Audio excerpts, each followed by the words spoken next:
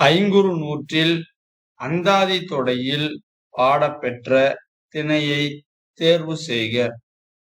Option A குறிஞ்சி, option B முல்லை, option C மருதம், option D நெய்தல். இப்ப இந்த ஐங்குறு நூறுல எந்த திணையை அந்தாதி தொடையில பாடியிருக்காரு அப்படின்றதுதான் வினா. இதுல எந்த திணைன்னு கேட்கலாம், அடுத்து இது யார் பாடுனதுன்னு கேட்கலாம். ரெண்டு வினாவா நம்ம பார்க்கலாம். இப்ப இந்த முதல் வினா என்ன அப்படின்னா, எந்த திணையில அந்தாதி தொடைய ஃபாலோ பண்ணியிருக்காங்க அப்படின்றதுதான் கேள்வி.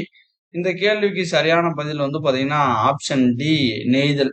ஐங்குறு நூறுல நெய்தல் திணையை தான் அம்மூவனார் பாடும்போது அது அந்தாதி தொடையில பாடியிருக்காரு. அப்ப பாடப்பட்ட நபர் யாருன்னு கேட்கலாம்.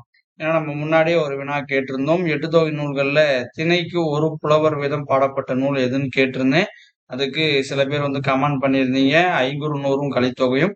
அப்ப இந்த ஐங்குறு நூறுல நெய்தல் திணையை அம்மூவனார் பாடியிருக்காரு. அப்படி பாடும்போது அவர் அந்தாதி தொடைய பின்பற்றி இருக்காரு. அப்ப அந்தாதி தொடையில பாடப்பட்ட ஐங்குறு நூறுல எந்த திணைன்னு கேட்டா அதுக்கு பாத்தீங்கன்னா நெய்தல் திணை அப்படின்றதுதான் சரியான பதில். அதை பாடினவரு அம்மூவனார்.